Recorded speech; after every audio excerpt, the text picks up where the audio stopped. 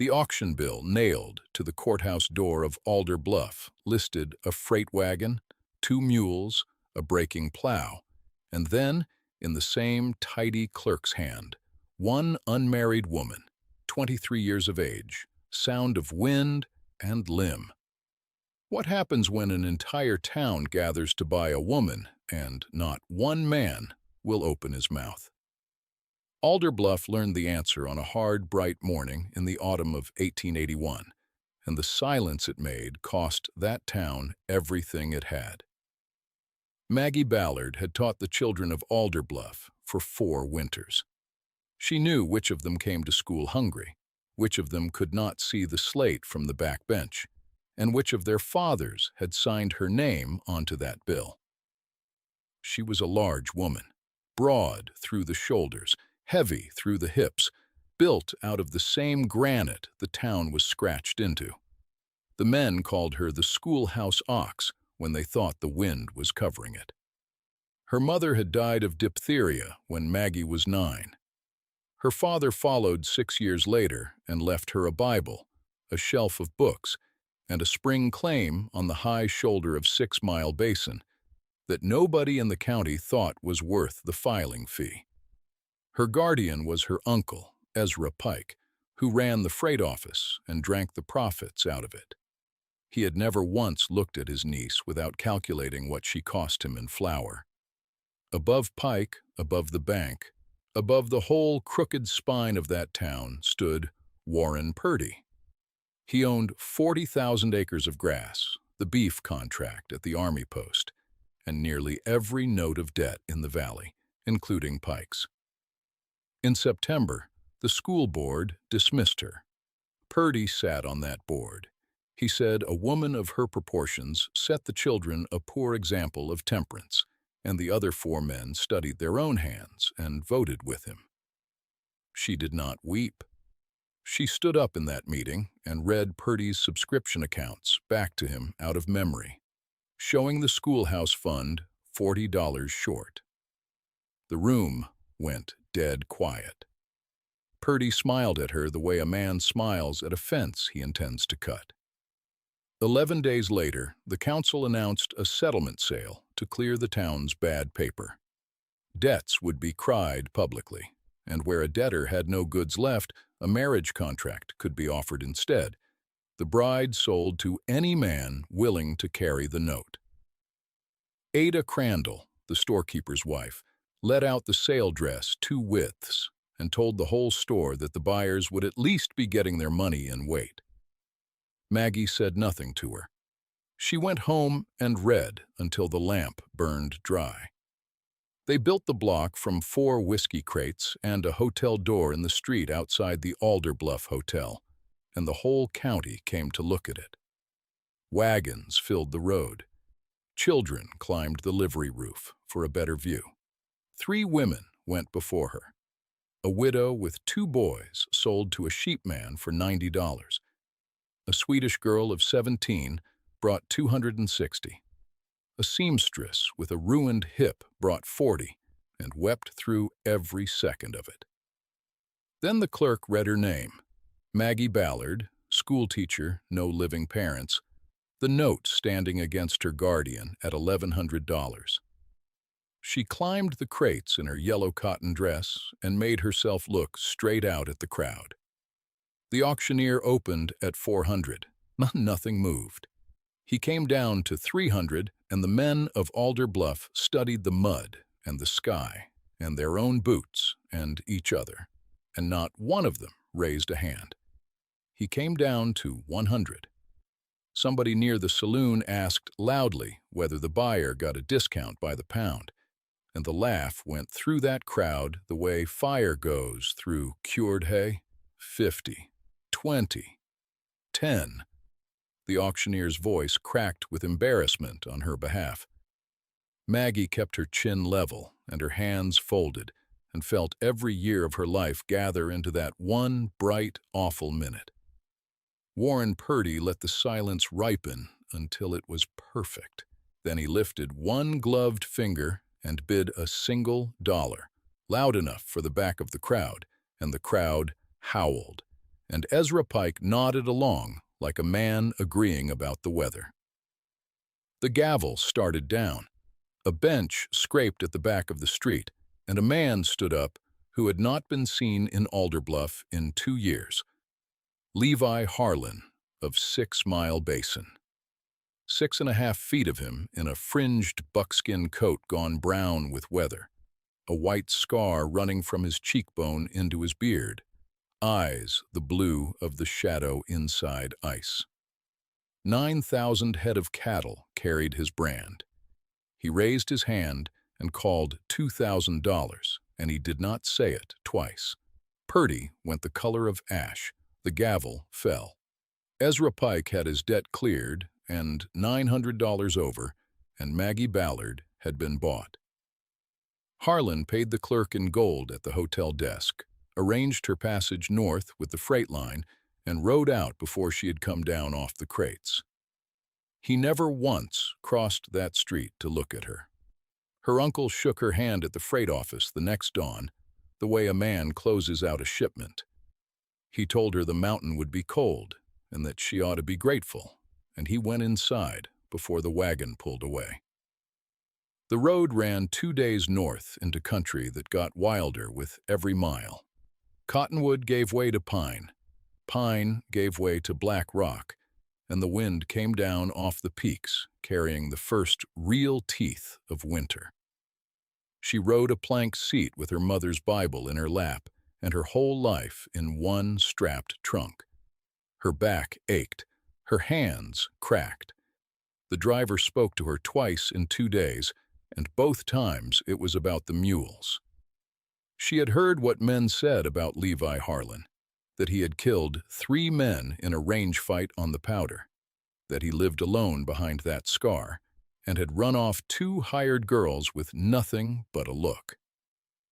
The freight stop at 6 Mile Crossing was a shed, a stove, and a pole corral, set in a canyon so narrow the sun found the floor of it only at noon. The driver set her trunk down, wished her luck, and turned the team around. He came out of the timber on a gray horse, and the shed seemed to shrink around him. A mountain of a man, weathered dark, buckskin fringe swinging with every stride, so much larger in life than he had looked across that street. She braced for the look she had gotten from every man since she was 12 years old, the flick of the eyes down her body, the small tightening at the corner of the mouth. It did not come. He looked at her hands, then at her face. He asked whether she had eaten, and when she said she had not, he took a wrapped parcel of cold biscuit and elk from his saddlebag and put it in her hands before he said anything else about anything. Then he swung her trunk one-handed onto the packhorse. He had padded the wagon seat with a folded elk hide before he ever rode down, and he set a block of sawn pine beside the wheel so she would not have to climb.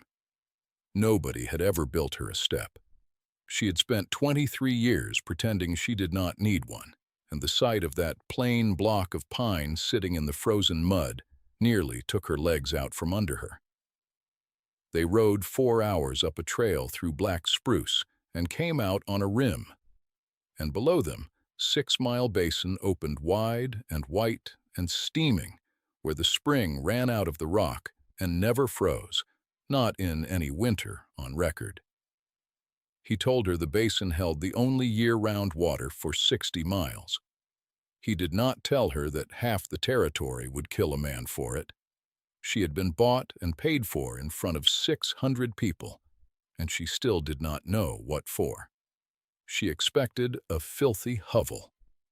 She found a house of squared logs with a plank floor scrubbed pale, a black range polished to a shine, a stone hearth swept clean, and a copper kettle hanging exactly where a copper kettle ought to hang. Along the whole north wall stood a bookshelf, 42 volumes. Shakespeare, a battered veterinary manual, 2 books of poetry, the works of a Scottish botanist, and a Latin primer with a boy's careful writing inside the cover. Elias Rowe met her at the door, 70 years old and wiry as a cinch strap, cook and hand and conscience of the outfit. He looked at her once, told her the bread had been bad since the last cook died, and went back to his stove. Levi gave her the bed and the whole room with the stove in it. He took the loft over the tack room, and he hung a blanket on a rail across her doorway with his own hands so that she would have a door to close. She lay awake that first night, listening for a boot on the ladder. None came. She understood then that she had been sold to a man who did not intend to collect, and she could not decide whether that was mercy or one more kind of insult. 11 days went by in near silence. He was gone before light and back after dark, hauling hay to the high meadow, breaking ice off the tanks, doctoring a bull that had opened its shoulder on wire. She made herself small out of long habit. She ate less at his table than she wanted and waited for the cruelty that always came, the joke about her plate, the sound of a chair pushed back in disgust. It never came. He set the heaviest chair at her place because it would not creak under her. He carried the water so she would not have to break the path. He said almost nothing, and he missed almost nothing. On the 12th day, she took the kitchen. She baked 8 loaves and a dried apple pie, and had beans and salt pork on the range by dark, and Elias Rowe ate 3 plates and did not manage a single insult the whole meal. Levi came in late, ate, set down his fork, and looked at the bread as though it were something he had read about once but never expected to see. He thanked her twice. Both times he used her name. The ranch books lay open on the table that week, and they were a wilderness of pencil and guesswork. She could not help herself. She had the tally straightened in 3 evenings, and after that, he left the ledger out for her on purpose. The first hard snow came in November, and a freight crate came up with it. He had ordered 40 school primers, a case of slates, and a box of chalk from a house in Denver, and he had ordered them the same week he bought her. She knelt in the storeroom, pulling packing straw out with her hands, laughing for the first time since September. The bill of lading had been folded twice and shoved down the inside of the crate. It was written in her uncle's hand, and it was not a bill of lading at all. It was an inventory, dated 3 days before the sale, listing the property of the late Thomas Ballard, sold entire to Warren Purdy. Her mother's gold ring, $12, 42 books, $9. 1 spring claim, high shoulder of Sixmile Basin, $70. And beneath the ring and beneath the books, in that same steady clerk's hand, the girl, with a figure written beside it, $1. Her uncle had sold her name, her mother's ring, and her water to Warren Purdy before the crates were ever nailed together. And the sale in the street had been a play written to end with 1 gloved finger in the air. There was more on the back, and the more was worse. Pike had walked her name through that town for 7 months. Every man who looked away from the block that morning had already told him no in private, and every woman in that church had known. She did not weep. She sat down on the storeroom floor in the cold with the paper crushed in her fist, and shook so hard she could hear her own teeth knocking. Levi found her there. He read it twice. Something moved across that big, weathered face that she had never seen in any man before, and it was not pity, and it frightened her, and none of it was aimed at her. He opened the range door and burned it. He told her she was not property, that her uncle had sold a thing he never owned, that the spring claim stood in her name and always had, and that she was his wife only on the day she said so. Something in her chest that had been braced since she was 9 years old came loose that night. She stopped flinching when he passed behind her chair. She began eating like a woman who intended to survive the winter. He taught her the rifle in the January cold, standing at her shoulder, correcting her breath and never once her body. Her hands were steady. Her arms did not tire the way a small woman's arms tire.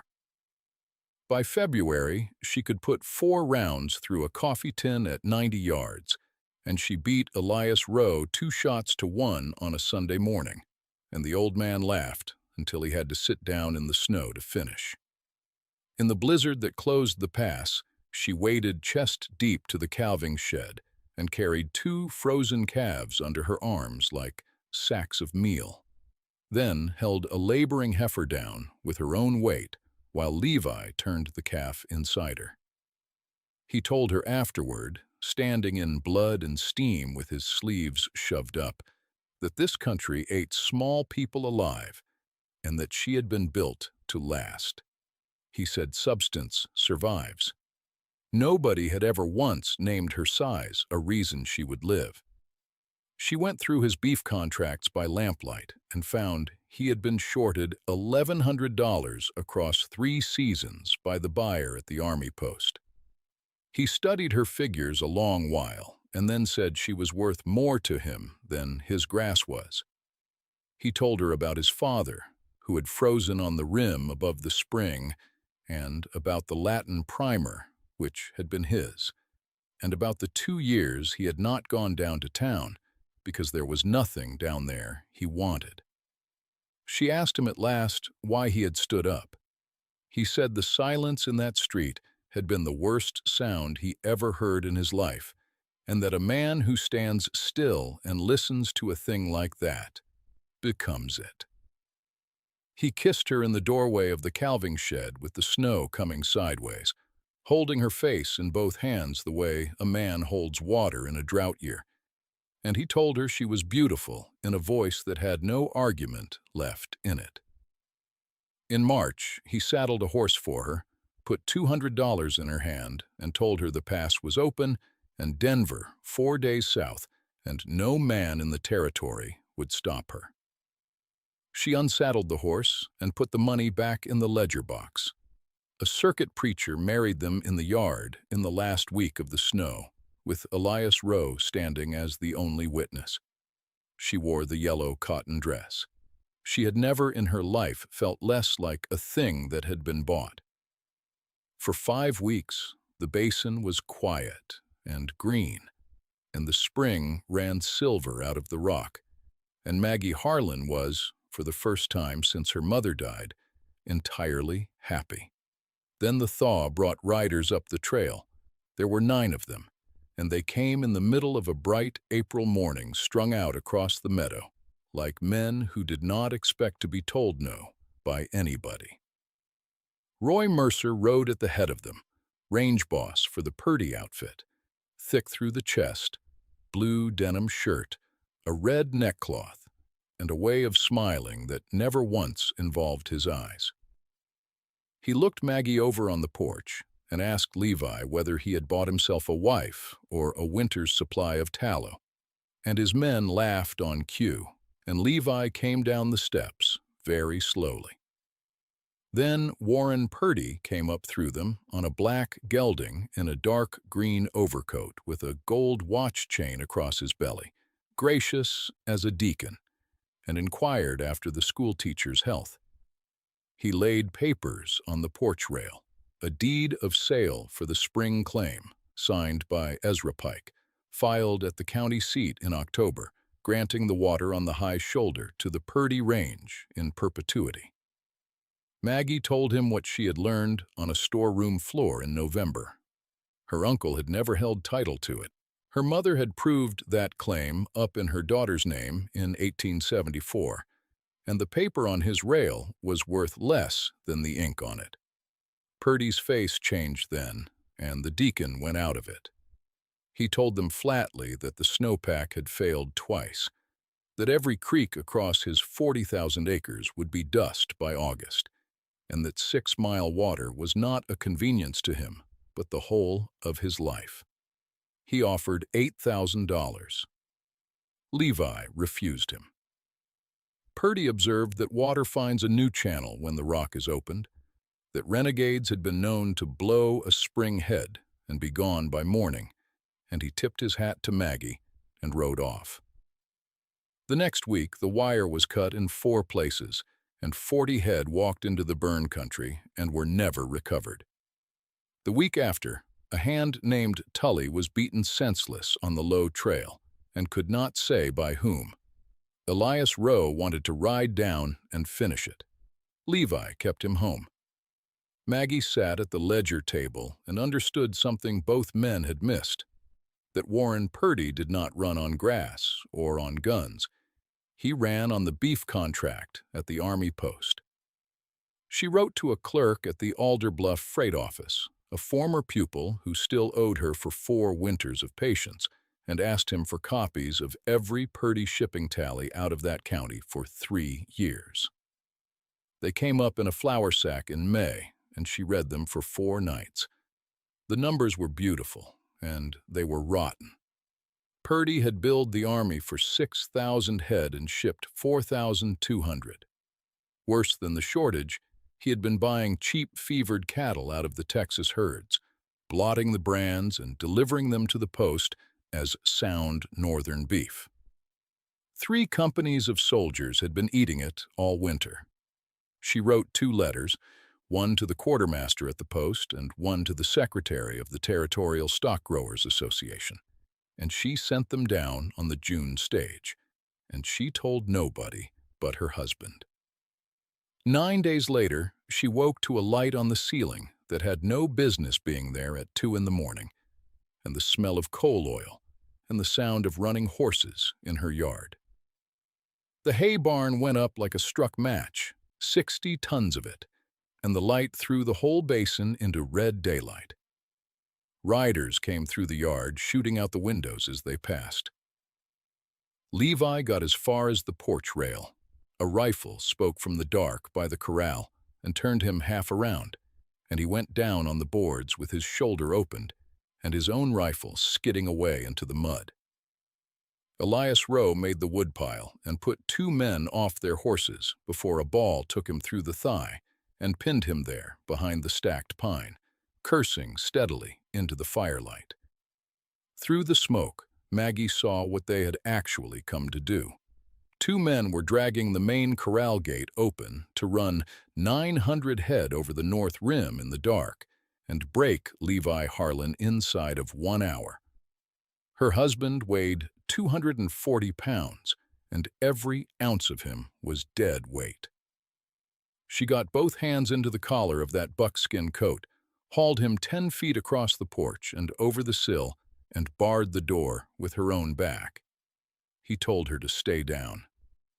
She looked at the man she loved bleeding on her scrubbed plank floor, and she took his spare rifle off the wall pegs, and she went out the back door. The first man stood in the firelight with a coal oil can, walking toward the calving shed where the new stock lay. She put one round through the can and the next through his knee, and he did not walk anywhere else that night. The corral gate was oak and iron and frozen half into the ground, and 2 men had been fighting it for 5 minutes without shifting it. Maggie hit it at a dead run, took the whole weight against her shoulder, and tore it off the lower hinge. 900 head of terrified cattle went through that gap. She did not turn them north toward the rim. She turned them east into the yard, into the fire, into the horses, into the Purdy men. The ground came apart. Horns and hooves and burning hay, riders going down and not getting back up, a stampede running exactly where a woman who had kept the tally books all winter knew every fence line and gate in that basin stood. Roy Mercer's horse went over and left him crawling. He got up and ran for the high shoulder because Mercer had never come for the cattle at all. He had come for the spring, and he had a powder charge and 40 feet of fuse already set into the rock. She came up the shoulder after him with her lungs on fire. He had the fuse lit.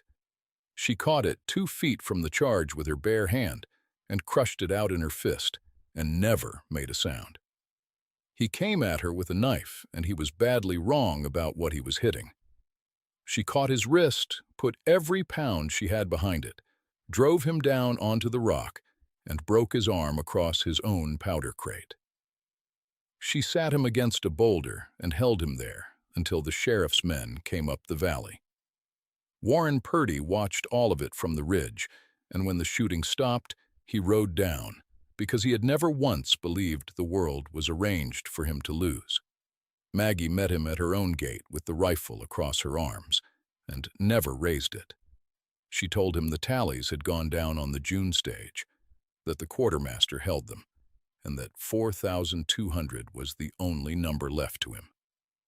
Purdy looked at the burning barn and the herd standing quiet in the meadow, and the heavy young woman nobody in his town had bid $1 for, and he did not say one word while the deputy took the reins out of his hands. She dug the ball out of Levi's shoulder at the kitchen table by lamplight with a boiled knife and Elias Rose flask, and she packed it and stitched it and sat with him until the fever broke and turned. He woke at noon the next day to a burned yard, 900 head grazing quiet in the meadow, and his wife asleep sitting upright in a chair with his blood dried on both her sleeves. He called her a Valkyrie. He said this country had been making men for 1,000 years to do what she did in one night, and had never yet made one who could. He told her she was the most beautiful thing that had ever stood on that ground. She cried then, for the first time since the whiskey crates in Alder Bluff, and it went on a long while, and he held her one-armed and never once told her to stop.